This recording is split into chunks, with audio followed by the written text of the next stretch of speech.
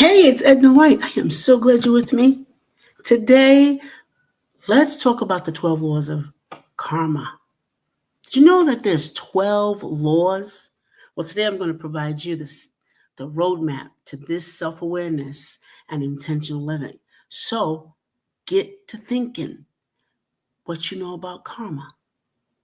Now, let me remind you that this has to do with our thoughts, our actions, and our attitude because it is a ripple effect outwardly, shaping the world around us and our personal experiences. So let's dive into each law to understand how these principles can transform our lives. When I first learned this, I thought, whoa, here I'm thinking karma comes to you, you put whatever you put out, you get back. Huh, the 12 laws? You got to know what you're doing. You got to know what you're talking about when you talk about it, right? So here's number one. Number one, the great law, which all of us know, the law of cause and effect. Now, this is the foundational teaching. That's the energy we put into the world, whether positive or negative, it comes back. Think about planting a seed, compassion and all this great stuff, love, kindness, and then putting in the hard work when you put it around, around the seed, you put all that around there. So when you put it in with love, it comes out with positive energy. Well, if you put it with negativity, like they did that study with the salt water and they talked to it and how when they talked negative, all the shards came out like all crazy all over. But when it talked to it with positivity and played great music, it came out totally different, crystallized beautifully, right? Same thing. It's a powerful reminder to live intentionally and be mindful how we treat each other. So that's number one. Number two, the law of creation. We are not mere spectators of life.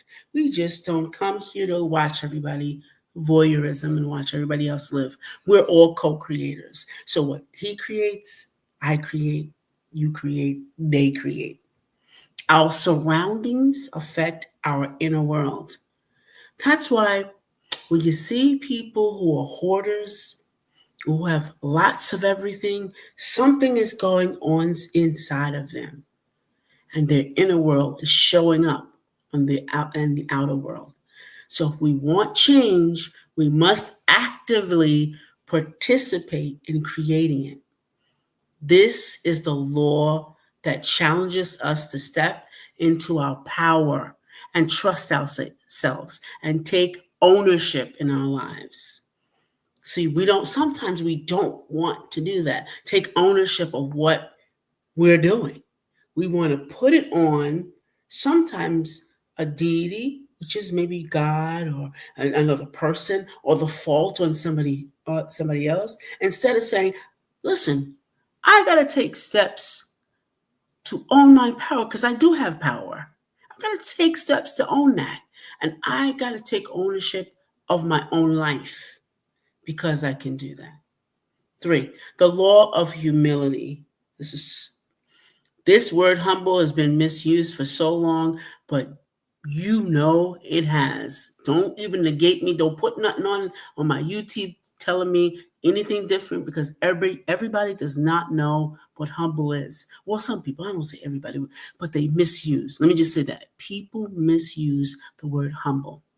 Now, growth begins with acceptance. And sometimes when you're told something that you're doing that's thwarting your growth or that you're doing that's hurting you, we get into our ego and we don't want to accept it. But the only way to grow is to accept it, especially if it's good for you. Well, yeah, especially if it's good for you. The law of humility asks us to recognize where we are and accept the truth about our current circumstances. It's only through this awareness that we can make meaningful change. 4, the law of growth. Now, this law emphasizes that change starts within. Instead of blaming others or external factors, we're encouraged to look inward, find out what's going on inside of us. By focusing on personal growth, we transform not just ourselves, but also the world around us. 5, the law of responsibility. The law of responsibility reminds us that we are accountable for our lives.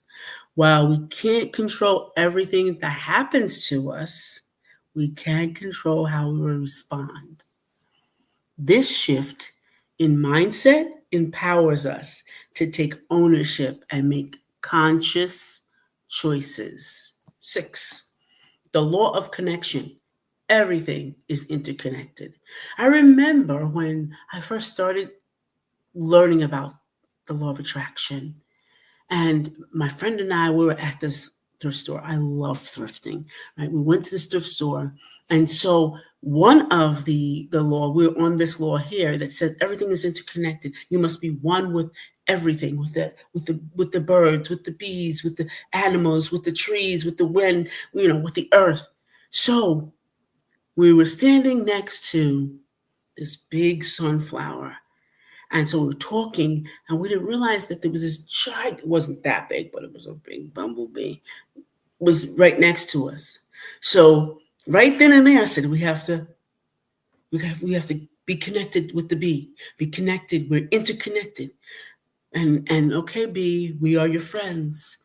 We're a little scared right now, but we want you to go away. And guess what? It did. It really did. You don't believe me? I'm telling you. Interconnectedness is all around us, and every action we take contributes to a larger whole. It really does. Not a hole in you, but a WHOLE. Understanding this law encourages us to see ourselves as part of a greater tapestry. I think my friend Denise uses that word all the time.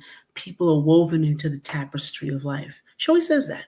And to act in ways that benefit not just ourselves, but also others. 7, the law of focus. Oh, goodness. In the world full of distractions, we can really get out of thoughts. We got the phone, we got the TV, we got the music, we got everything going, we got the kids running around, we got the family members, all this. This law reminds us of the importance of concentration. By focusing on one thing at a time, we not only achieve more, but also find greater clarity and peace. Well, I want to tell you, just doing my work in general, I used to have all these windows open, and I decided, because I wasn't focusing and I wasn't completing things the right way, that I would only open one window or browser at one time. It creates concentration and clarity. And it also gives me this great feeling that I did something for the day. 8, the law of giving and hospitality. Hospitality.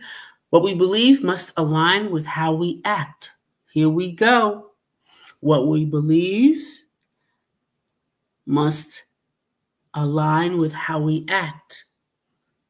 If we believe that we are creators of everything and we get what we say we're going to get, but yet we worry, we're not aligned with what we believe. If we believe that there's an abundance of all things and we're acting like we have nothing and we're saying like we have nothing, we are not aligned. If we worry about everything but said that we have perfect peace and understanding, we are not aligned. If we say that we're supposed to keep this temple and our bodies in great tune, we are not aligned. This law calls us to embody our values through generosity and service. When we give selflessly,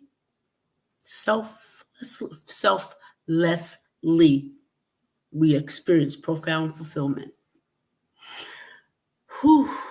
9, the law of here and now. Being present is essential for growth and happiness. The law invites us to let go of past regrets and future anxieties and embrace the present moment in its totality. Truly. 10, the law of change. Repeating patterns in our lives signals lessons we have not learned. Do you want me to say that again? Repeating patterns in our lives signals lessons we have not yet learned. The law of change encourages us to recognize these cycles and take proactive steps to break them. Growth often requires discomfort, but the results are very worth it. I was going to say worth, but worth it. 11, the law of patience and reward. True reward takes time and effort. This law reminds us to be patient and persistent. Work and pray, trusting that our hard work will eventually pay off. It's about faith in yourself and in the process and in the commitment to long-term goals. And finally, 12, the law of significance and inspiration. Every action matters, no matter how small. This law challenges us to live purposefully and inspire others by being our best selves. It reminds us that we're all connected and capable of making a difference. So if you learned anything today from the 12 laws of karma, just remember, they're not just abstract ideas. They're not. There are tools for living a life of purpose, responsibility, and fulfillment. By aligning our thoughts, our words, and actions in these principles, we can create a ripple effect of positivity in the world. Each step towards this brings us closer to ourselves. Remember, living by these laws is a journey. It doesn't happen overnight. It's not a destination.